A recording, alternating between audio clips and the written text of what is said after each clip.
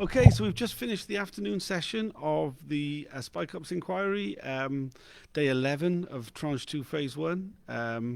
We've been hearing more from HN25. We were meant to have Lindsay German today, but yeah, that didn't happen.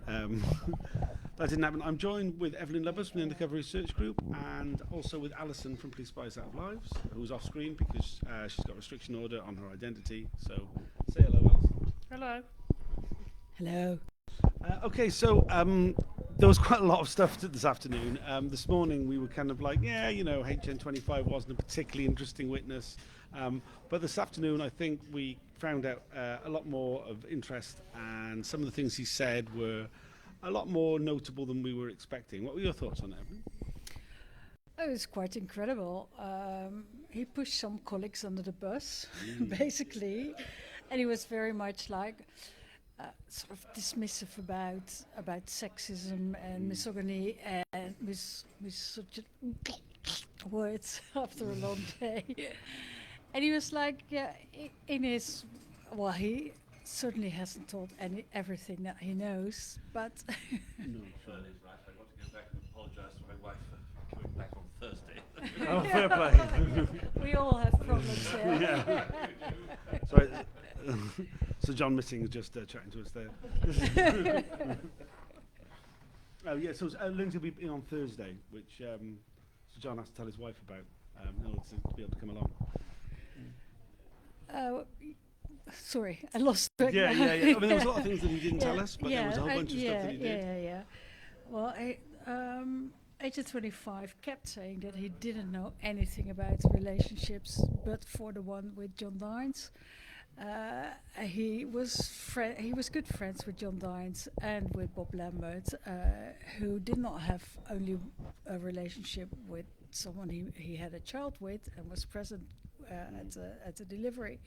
He had 4 different relationships, and you know, if they've been good friends over the years and they're gossiping and bantering about everything, nobody believes that they don't know. You know, they wouldn't have known about the relationships. It's totally unbelievable because, you know, like at a certain point he said like, oh, but banter, what is it about then? Not about women. No, about football. And it's that is, you know, like the way they talk and the way they describe women in their reports. And at a certain point he said that in anarchists That annoys me. That really annoys me about the anarchists. Not on lots of levels.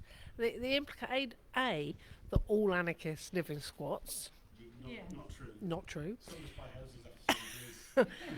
And B, the idea that every woman who's been in a relationship or deceived into a relationship is an anarchist.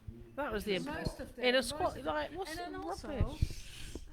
Which is kind of weird. Just for the record, Alison was not in a squat and is not an anarchist.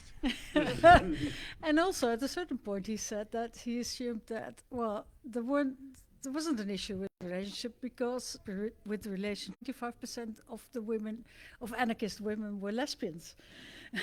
Was that what he said? No, it was members of Troops Out movement. He said 95% lesbians, which that's true. I found it very odd. I thought he was saying 95% of the women in the police were I didn't know. No. It was definitely a reference to 95% of women in his target group, and his target group was the Troops Out movement, which doesn't really follow. Been a problem with relationships, yeah. So the key thing was there was a statement that HN25 gave to Operation Hearn, which was back in 2013, where he was very candid and spoke about the reality of the large amount of sexual abuse that was taking place, being committed by undercover police officers. He talks about it very candidly. He talks about women in a very disposable way. He then completely did this in his other written statements, and was like trying desperately to pretend that he didn't say what he said at that time. I don't think anybody believed him. His body language changed completely during this time period of his questioning. It was put to him that, like, well, if this isn't what you meant, it is exactly what we now know to have happened. And that's just pure luck. Pure luck. Yeah, but also all the stuff about when he was trying to squirm out of writing in reports that women were attractive. And there was no, about holding people to account. There was no accountability. There was no, and ironically, later on he was saying, I don't know about which one, but HN, I don't know, some manager or other. He was saying that he didn't like them because they didn't take responsibility. They blamed other people. It's exactly what he was doing. He took no responsibility for anything. He was also had this big thing about how honesty was a really essential part of his role. But then, obviously, he had to professionally lie. But and having a good heart. Yeah, the good heart thing was like, so initially. Thank you. Initially, he said that he thought Dines and Lambert, who both had relationships, had a good heart, but he only thought that until he heard about that. So he kind of fell out with them after a while. He said he lost touch after Lambert retired. But then also, I don't have the timeline straight, there has been a big fallout in friendships after True Spies. True Spies, the 3-part BBC series that went out in 2002. And that undercover officers were sort of, let's use the word, seduced to take part in because they thought HN25, Roger Pierce, had given permission to take part in it. And then they exposed all kind of details about the SDS the first time, basically, that was like in the mainstream media. And other undercovers felt like thrown under the bus, and they, like lifelong friendships broke over that because they were so like we were promised secrecy, and now one of us is giving permission to the BBC to just tell everything, and it brings us in danger, so to say.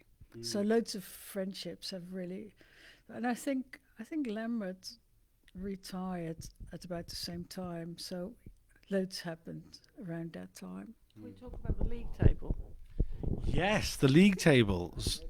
So this was again from the Operation Hearn statement he gave. Do you want to explain it? As I understood it, he said he has a league table of women he feels sorry for. There's a league table of deceived women he feels sorry for, and he slipped into the good victims and the bad victims. He tried to kind of, back out of it, but he... I would say... I think maybe explain a bit more. Yeah, this was in context of Bob Lambert, and he said he felt particularly bad for the woman who wasn't a member of a target group. He was referring to Belinda Harvey, and he said that he was pushed on this, and he said that there was a sense of innocence about Belinda because she wasn't a member of a target group. It was put to him that this suggests that the other women weren't innocent. To which he said, "I know what you're saying," which I thought was, I don't feel he backed out of it at all, to be honest. No, and he called the relationship with Dines when he was asked about what he knew about John Dines' relationship with Helen. He said, it was accepted that it was a romantic liaison. So in spite of everything that we've been kind of campaigning on, talking about it as like sexual abuse, and these were not, what did the CPS say? Relationships that were genuine relationships, and that they were. In spite of all of this, they still go to the default position that they were affairs, they were romantic liaisons, they were flings.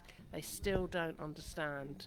They really don't. They, if they did, they'd kind of catch themselves, and they don't. They think it's okay to say that. Yeah, it sort of gives away what they really think, or what they still think, and that they have.